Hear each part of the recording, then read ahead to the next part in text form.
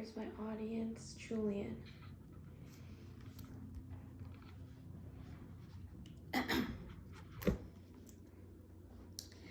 87% of children in America this year were shown to have a higher screen time than the recommendations by the American Pediatric Academy. Screen time is linked to trouble in learning in elementary students, accredited by the National Institutes of Health and also accredited by many other sources with data, details, and research. I want everybody to think of a child they know, elementary school aged. I can almost guarantee that you have seen this child either on their mom or dad's phone, on an iPad, on a video game, or even having a whole iPad to themselves. Screen time and media on iPads, iPhones, and TV is so widespread throughout America today, and it has become increasingly more accessible to all children of the USA. This can cause many damages on development and damages on their life in general. Screen time can develop the frontal lobe slower and even have developmental issues on the frontal lobe in general. I want everybody in the audience today to picture an image of a castle in your head. I'll give you 3 seconds. 1, 2, 3. You got it? Now I'm going to show you a picture of a castle. I can almost guarantee that the castle you thought of in your head looked nothing like the one that I just showed you. This is because we all use our creativity and imagination, and it can run wild as so long as we are thinking about it in our heads and not seeing it through a screen. Now, I'll give you an example of this being negative for children. A parent that reads a child a story before bed lets the child's imagination run wild, because reading a story lets the child imagine the setting, lets the child imagine what the characters look like, and uses creativity in the frontal lobe and in the brain. Now, a parent that gives a child an iPad with the same story, but in a movie or a show, does not let the child have room for any type of creativity or imagination, because it's all right there in front of them, and they have no need to use creativity or imagination. Studies show that too much screen time stunts the growth of the frontal lobe. The frontal lobe is responsible for problem solving, memory, language, creativity, judgment, and decoding social interactions. Children need to be able to decode social interactions, and with this stunt in growth, they can be able to not tell what other children or adults are thinking via facial expressions, which is an example of a social interaction. And this can also lead to children having lacks of empathy for others.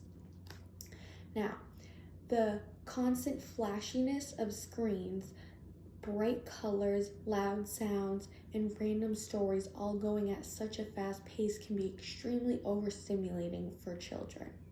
This overstimulation can cause a release in the stress hormone called cortisol in their brain, which is a bad hormone. There's also good hormones like dopamine, but too much of it can lead to addictions.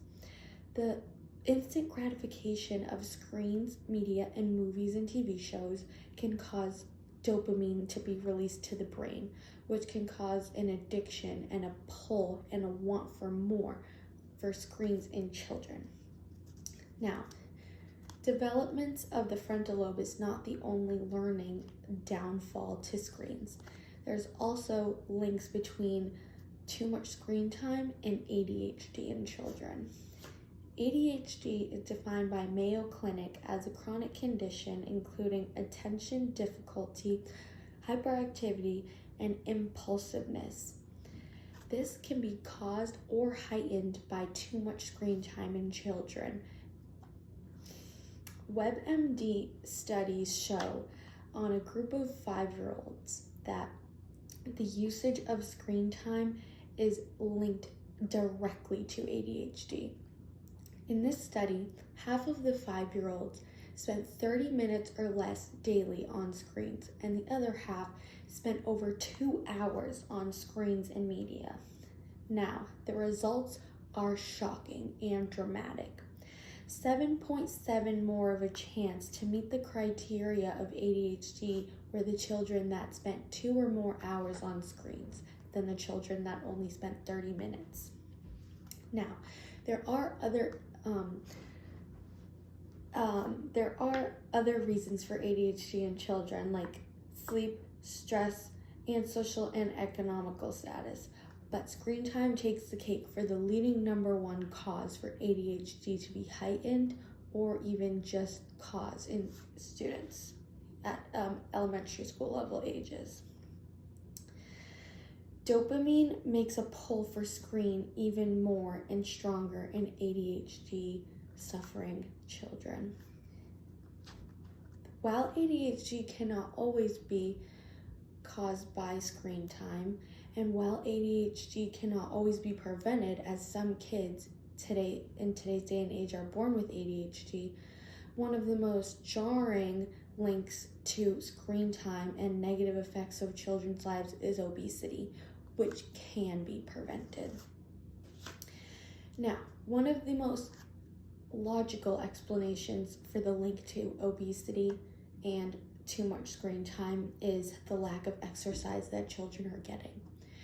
It is very logical to think that children are spending more time inside and on screens rather than outside playing, getting exercise, running around. And while that is true, there are much more reasons that this can be linked to obesity as well. And sleep is one of them. Too much screen time is shown to cause issues with sleep in children, as it affects the quality of sleep that these kids are getting and the amount of sleep. And sleep issues can be linked to obesity in children. Another prominent link is energy intake. This study shows that the children who have lots and lots of screen time, much more than the average recommendation, consume less fruits and veggies and more energy-dense snacks and meals. This means that these children are consuming a higher amount of energy from fat and higher energy intake in general. And this can cause the BMI of these kids to go up, and more fat on the body is stored and in the blood, which can cause eating and obesity issues. One of the other issues that can be linked with obesity and screen time is children are eating and watching screens at the same time. Many children like to watch media and screens as they eat their meals. This is bad because the brain is overstimulated and distracted by the screen, and it does not send the message to stop eating.